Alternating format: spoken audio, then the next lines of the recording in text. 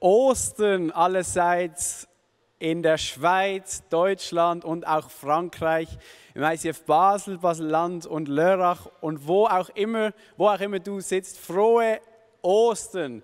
Wir feiern heute die Auferstehung von Jesus. Aber ich möchte mit einer Frage beginnen. Wer von euch mag Achterbahnen?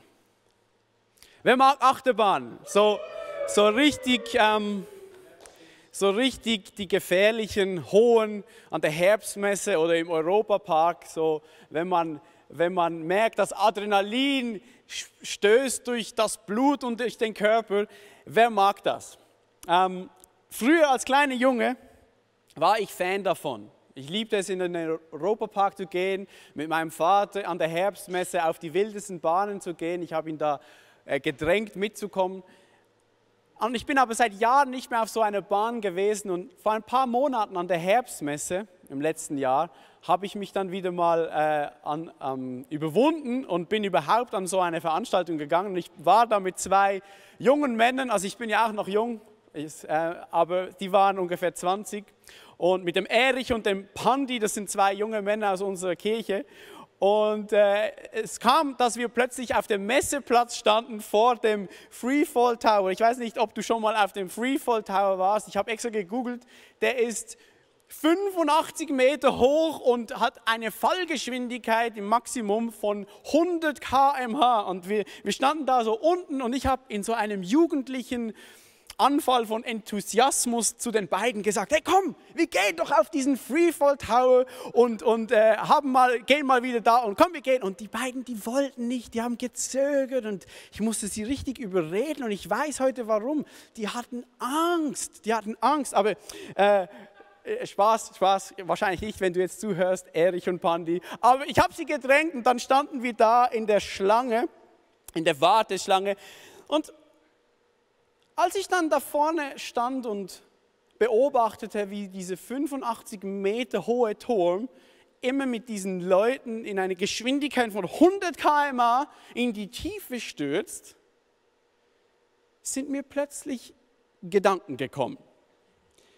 Zum Beispiel habe ich mal die Geschichte gehört, und ich weiß bis heute nicht, ob die wahr ist oder nicht, aber dass in Basel einmal bei der Herbstmesse, bei diesem Freefall Tower, als die Leute oben waren, diese Bügel sich geöffnet haben, wegen einem technischen Defekt.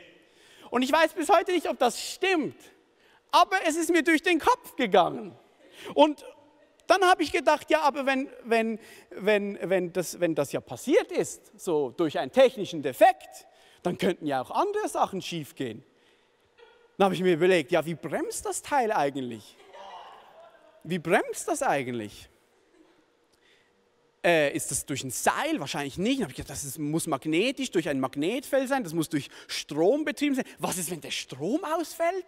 Und haben die dann einen Notgenerator? Und ich hör auf, dir solche Gedanken zu machen. Dann sind wir da reingesessen, der Bügel ging zu und du weißt, jetzt ist vorbei. Jetzt hast du keine Wahl mehr, du musst da jetzt durch. Und die Frau, die das moderiert hat an diesem Stand, oder, das ist immer so mit dem Echo, bald geht's los, oder? Und wir sehen uns bald.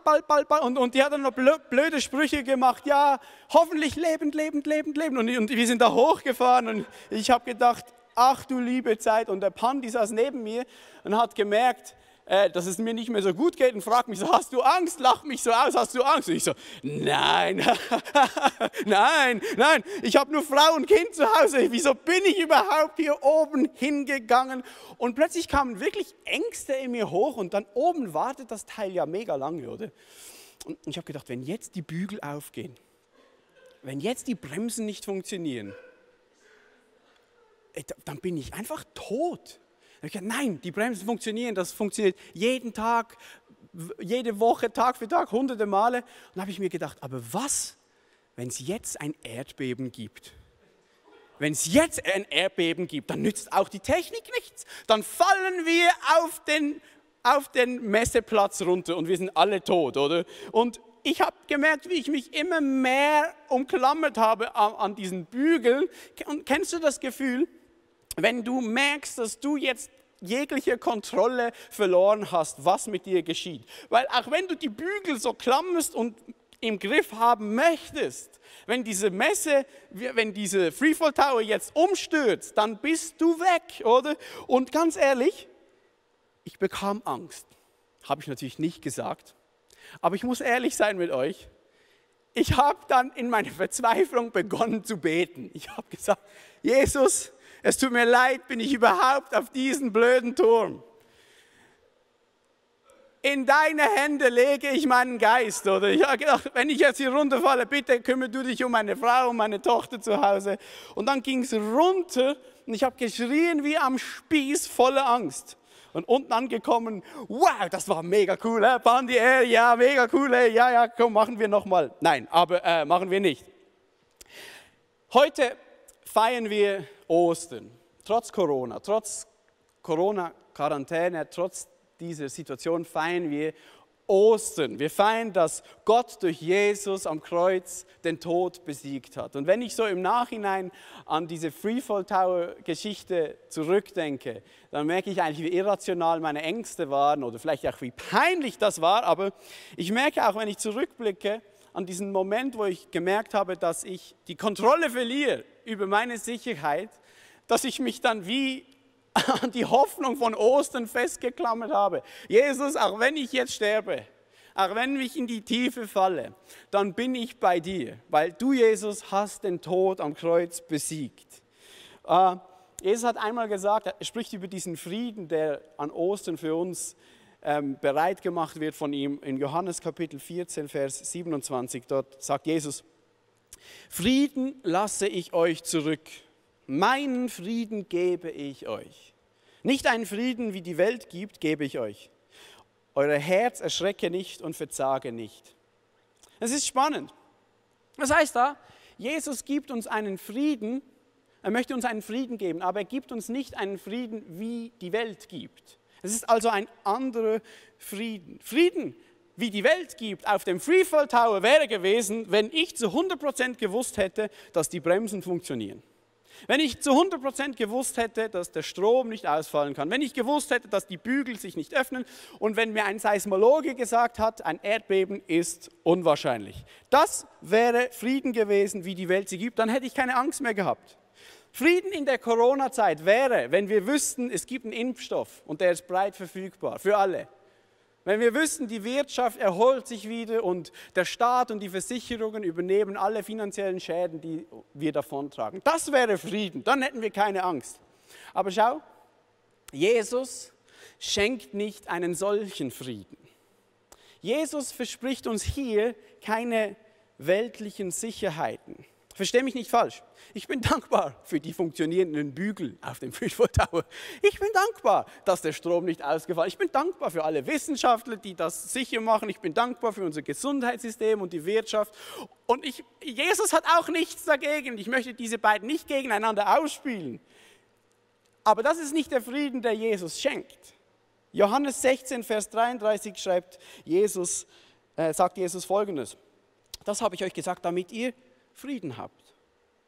In der Welt habt ihr Angst, aber seid getrost. Ich habe die Welt überwunden. Jesus sagt, ich gebe euch Frieden. Aber er sagt explizit, dass wir in dieser Welt noch Angst haben werden. Als ich da runtergestürzt bin auf dem Freefall Tower, obwohl ich gebetet habe, obwohl ich von der Hoffnung von Ostern wusste, habe ich geschrien vor Angst. Schau, Frieden von Jesus zu haben, heißt nicht, keine Angst mehr zu haben, sondern Trost in der Angst zu finden. Warum? Weil Jesus an Ostern den Tod und all das Leid und Übel überwunden hat. Jesus hat den Tod an Ostern überwunden und deswegen können wir Frieden finden in der Angst und Trost finden im Leid. Vielleicht ist dein Leben in den letzten Wochen in die Krise gestürzt. Vielleicht ist alles ins Wanken geraten. Vielleicht hat diese Corona-Krise deine Fundamente erschüttert. Vielleicht stehst du nicht mehr so auf einem sicheren Fundament mit deinem Beruf oder mit deiner Gesundheit vielleicht. Vielleicht merkst du, dass du am Abstürzen bist. Vielleicht stehst du finanziell vor dem Ruin und du fragst dich, wer wird mich in diesem Fall auffangen? Vielleicht bist du krank geworden oder du hast Angehörige, die krank geworden sind oder vielleicht verstorben sind. Vielleicht kämpfst du mit Einsamkeit oder Depressionen in dieser Quarantänezeit.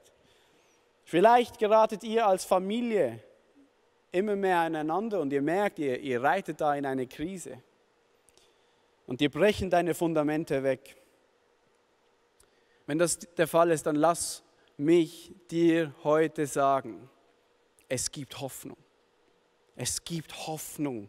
Ostern beweist es. Es gibt nichts, was Gott nicht umdrehen kann. Es gibt keine Dunkelheit, die zu dunkel wäre für sein Licht. Es gibt kein Leid auf der Welt, das nicht in Freude umgewandelt werden kann. Es gibt keinen Tod, der das letzte Wort hat. Jesus hat das letzte Wort. Es gibt einen Gott, der in Jesus den Tod besiegt hat am Kreuz. Jesus ist auferstanden und Jesus lebt. Und diese Hoffnung steht fest, auch wenn alles zusammenbricht, auch wenn alles erschüttert wird, auch wenn du abstürzt, in die Tiefe fällst. Du kannst nicht tiefer fallen als in die liebende Hand Gottes, weil er den Tod besiegt hat. Und dieser Friede steht dir zu.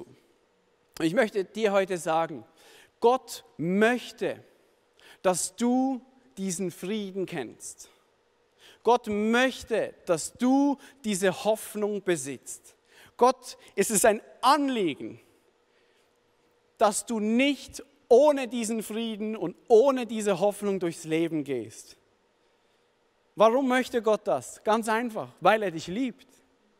Ganz einfach, weil er dich liebt. Er möchte nicht, dass du am Leben verzweifelst. Auch wenn wir durch Leid gehen, auch wenn wir Tod und Ängste erleben, möchte Gott nicht, dass wir an dieser Situation verzweifeln, sondern Trost finden, Frieden finden, weil Jesus die Welt und ihre Angst und ihren Tod am Kreuz überwunden hat. Ich möchte heute in eine unglaubliche Geschichte im Neuen Testament eintauchen, die genau diese Hoffnung und diese Frieden von Ostern so verdeutlicht wie fast keine andere Geschichte. Es ist die Story von Johannes Kapitel 11, in der Jesus seinen geliebten Freund Lazarus, nachdem seit 4 Tagen gestorben ist wegen einer Krankheit, wieder lebendig macht. Und Jesus, wir lesen das vor dieser Geschichte, ist dabei, seinen Dienst auszuüben. Er geht umher, er reist durch Israel herum, heilt Kranke, rettet Leute, vergibt Menschen, bringt Gottes Reich auf diese Welt, oder? Und es heißt in der Bibel, dass alle Menschen, die zu Jesus kamen, von ihm geheilt wurden. Warum? Warum hat er das gemacht? Und es ist die gleiche Antwort wie vorhin, weil Jesus liebt. Weil Gott liebt. Deswegen hat er das getan. Das heißt, Jesus ist unterwegs. Und es steht dann, dass die beiden Schwestern von diesem Lazarus, von diesem Freund von Jesus, die beiden Schwestern Martha und Maria, Jesus ausrichten, dass ihr Bruder Lazarus krank ist und im Sterben liegt. Jesus war unterwegs und es ereilt ihn die Botschaft von diesen 2 Schwestern: Komm zurück, Jesus, heile ihn, so wie du sonst auch immer alle Menschen heilst. Komm zurück. Jetzt. Jesus gibt verblüffende und, sagen wir mal, unverständliche Antworten auf diese Anfrage. Und diese Antworten können wir nur richtig verstehen, wenn wir den Frieden und die Hoffnung von Ostern begriffen haben. Johannes Kapitel 11, Verse 5-6. Dort steht, Jesus liebte Martha und ihre Schwester und Lazarus. Als er nun hörte, dass dieser krank sei, blieb er noch 2 Tage an dem Ort, wo er war. Jesus liebte Martha, Maria und Lazarus. Aber als er hört, dass dieser Lazarus im Sterben liegt, macht er sich nicht gleich auf, sondern es heißt explizit, er wartet noch 2 Tage. Warum? Warum? Jesus, wenn du doch Lazarus liebst, warum wartest du noch 2 Tage? Hast du dich das jemals gefragt? Warum Gott nicht manchmal früher eingreift? Warum Gott nicht immer gleich heilt und den Schmerz wegnimmt? Ich meine, wenn Gott doch liebt, warum gibt es dann Leid auf dieser Welt? Du fragst dich vielleicht, ja, wenn Gott mich liebt, ja schön, kannst du erzählen da vorne in dem Bildschirm, Gott liebt, ja schön, aber ich leide, mir geht's schlecht, warum greift Gott nicht ein? Ich verstehe es nicht und Martha und Maria verstehen das auch nicht. Und das heißt dann, als Jesus dann endlich zum Lazarus kommt, nach 4 Tagen erst, viel zu spät, Lazarus ist schon tot seit 4 Tagen, sind alle am Weinen, alle sind am Boden zerstört, alle sind am Klagen und Jesus kommt da an und viel zu spät. Und Martha und Maria werfen Jesus jeweils das Gleiche vor. In Vers 32. Herr, wärst du hier gewesen, so wäre mein Bruder nicht gestorben. Ich weiß nicht, wie es dir geht, aber ich kann diesen Vorwurf verstehen. Warum, Jesus, bist du nicht früher gekommen? Wenn du früher eingegriffen hättest, wäre er nicht gestorben. Ich kann das nachvollziehen. Gott, wenn du Gott manchmal früher eingreifen würdest, gäbe es ganz viel Leid, das wir heute in dieser Welt sehen, nicht. Wenn du Gott doch liebst, wenn es dir ein Anliegen ist, wie es uns geht, warum leiden dann so viele Menschen auf diesem Planeten? Warum, Gott, greifst du nicht mehr ein? Warum greifst du nicht früher ein? Ich weiß nicht, bin ich die einzige Person, die sich diese Fragen stellt? Das ist übrigens der größte und der stärkste Kritikpunkt des Atheismus an den Glauben. Wenn es einen Gott geben sollte, warum gibt es dann so viel zum Himmel schreiendes Leid auf dieser Welt? Warum? Warum gibt es ein Coronavirus? Keine Ahnung. Warum sterben Kinder jeden Tag an Hunger? Warum gab es so etwas wie den Holocaust? Gott, wenn du doch liebst und wenn du doch eingreifen kannst, wie wir sehen, warum tust du es dann nicht? Und schau, ich habe nicht alle Antworten auf diese Fragen, aber ich weiß, dass dieser Vorwurf nicht neu ist.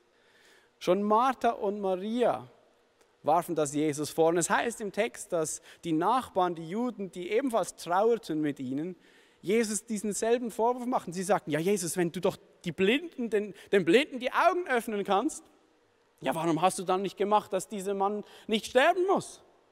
Und jetzt schau dir diese absolut verrückte Reaktion von Jesus auf diese Vorwürfe und auf das Weinen dieser Leute an. Vers 33, das haut mich um, wenn ich das lese. Als Jesus nun sah, wie sie weinte und auch die Juden, die mit ihr gekommen waren, weinten, wurde er im Inneren entzürnt und erschüttert. Und er sprach, wo habt ihr ihn hingelegt? Sie sagen zu ihm, Herr, komm und sieh. Jesus weinte. Moment mal. Jesus sieht, wie alle am Heulen sind, weil Lazarus gestorben ist. Und dann heißt es, dass Jesus wütend wird. What?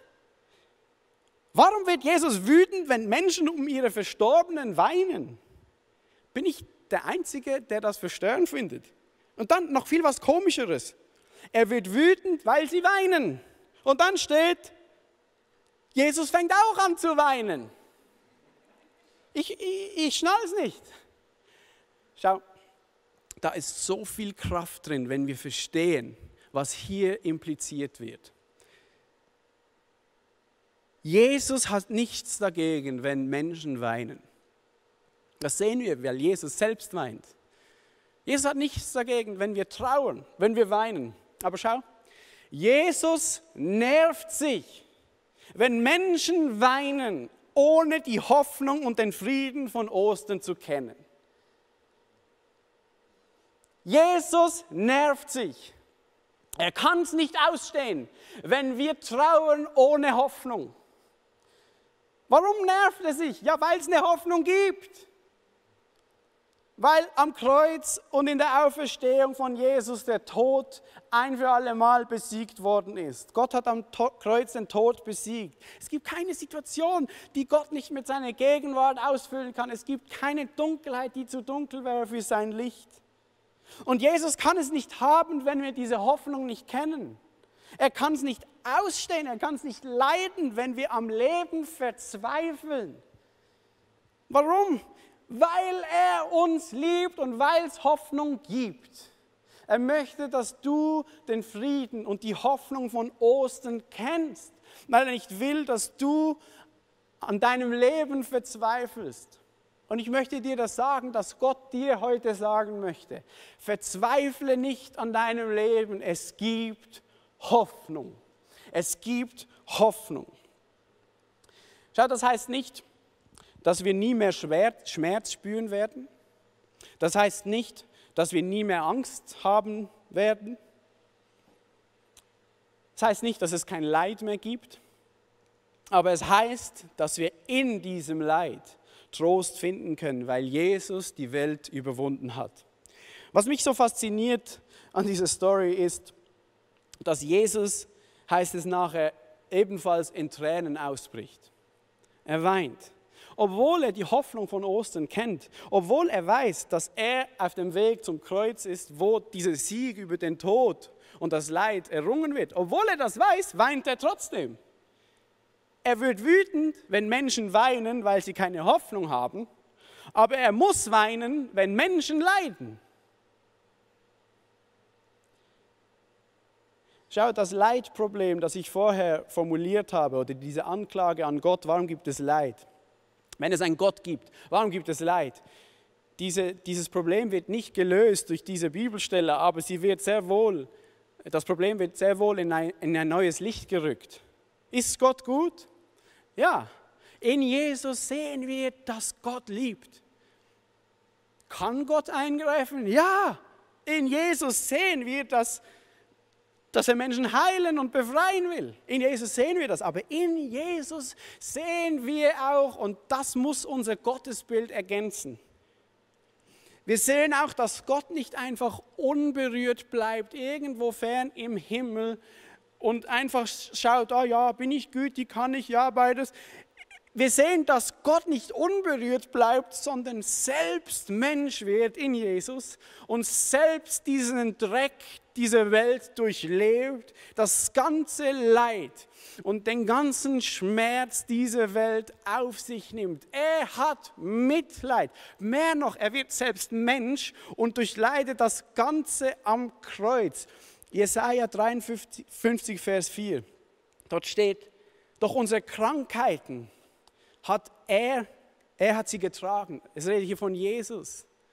Du musst dir vorstellen, Johannes, der dieses Evangelium schreibt, für ihn war klar, in Jesus kommt Gott selbst auf diese Welt. Das heißt, lies es mal so, doch unsere Krankheiten, Gott hat sie getragen in Jesus. Und unsere Schmerzen hat Gott auf sich genommen in Jesus. Am Kreuz trug Gott in Jesus das ganze zum Himmel schreiende Leid dieser Welt. Er nahm alles auf sich, den ganzen Horror, die ganze Angst, die ganze Verzweiflung, die ganze Einsamkeit, die ganze Dunkelheit tobte sich am Kreuz an Jesus aus. Und nach ein paar Stunden verschied Jesus am Kreuz und seine letzten Worte waren, es ist vollbracht. Und er starb. Aber schau, es gibt Hoffnung, weil das Grab konnte ihn nicht zurückhalten. Jesus ist nach 3 Tagen wieder auferstanden. Das ist das größte Comeback der Geschichte der Menschheit. Gott ist nicht zu überwinden durch Leid, durch Angst, durch Horror, Verzweiflung, durch Mord, durch Tod, sondern Gott überwindet das Ganze. Es gibt Hoffnung.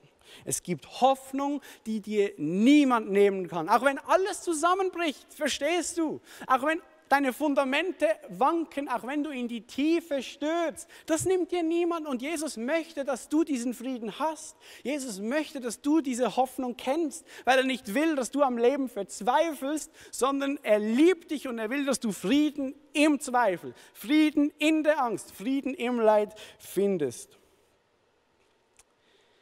Es ist so unglaublich, wenn Jesus dann in die Konversation kommt mit der Martha. Wärst du früher gekommen, dann wäre er jetzt nicht tot. Dann sagt Jesus ihr, hey, ich werde Lazarus wieder auferwecken. Und dann gibt sie ihm Folgendes zur Antwort in Vers 24.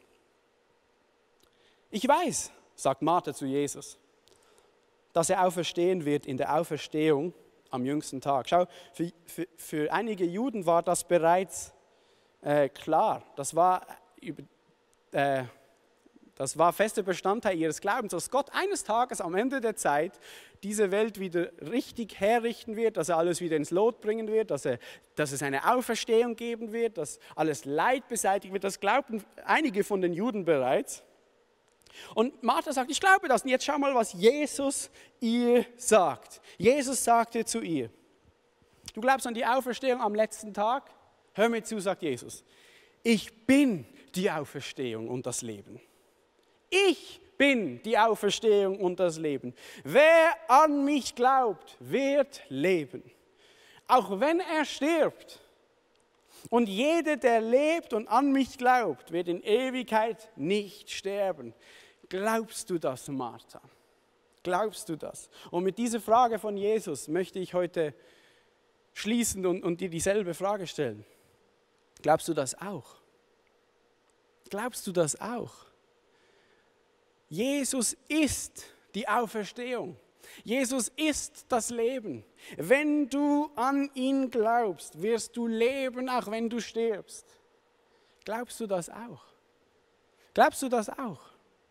Schau, Gott möchte, dass du dieses Fundament hast. Gott möchte, dass du diesen Frieden kennst. Gott will nicht, dass du am Leben verzweifelst.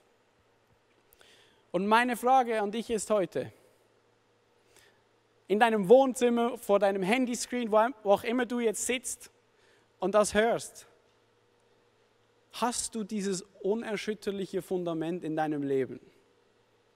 Hast du diese Grundlage, dass wenn alles zusammenbricht, dass du nicht tiefer als in die Hände von Gott fallen kannst, in die liebenden Hände von Gott? Hast du dein Vertrauen? Hast du dein Leben diesem Jesus bereits völlig anvertraut? Vielleicht hast du das noch nicht getan. Dann ist heute der Moment, wo du dein Vertrauen deines Lebens völlig Jesus geben kannst. Du fragst dich, wie kann ich das machen? Es ist nicht schwierig. Das, was du tust, du betest. Ein Gebet ist nichts anderes, du sprichst mit Gott. Und du sagst ihm, Jesus, ich möchte dir vertrauen. Aber es ist etwas, das im Herzen geschieht, das dir niemand abnehmen kann. Es ist etwas, das du tust. Du vertraust dich Jesus an. Du legst dein Leben in seine Hand. Und das tust du, indem du betest. Schau, Jesus liebt dich. Und Jesus kennt dich. Er kennt deine Not, er kennt dein Leid, er kennt deinen Zerbruch und er möchte nicht, dass du daran verzweifelst, sondern ihm vertraust. Denn er ist die Auferstehung und er ist das Leben. Vielleicht denkst du jetzt, ja, nein, mein Leben ist zu hoffnungslos.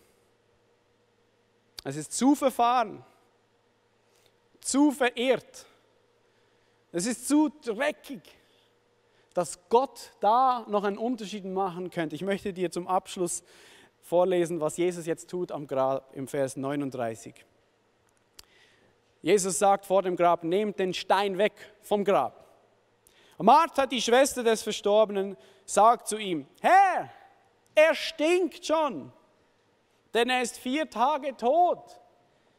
Jesus sagt zu ihr, habe ich dir nicht gesagt, wenn du glaubst oder vertraust, wirst du die Herrlichkeit Gottes sehen?